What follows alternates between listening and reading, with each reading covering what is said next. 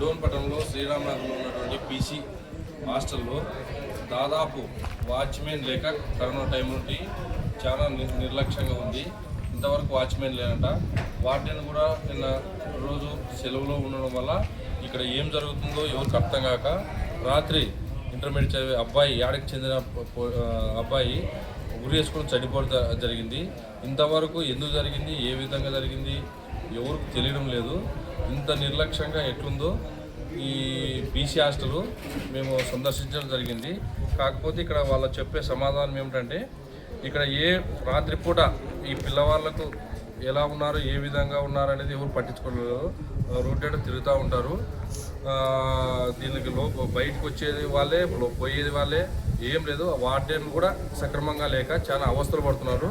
కనుక దీని గురించి ప్రత్యేక శ్రద్ధ వహించి ఈ యాజమాన్యం పైన కఠిన చర్యలు తీసుకోవాలని మేము భారతీయ జనతా పార్టీ తరఫున డిమాండ్ చేస్తున్నాం.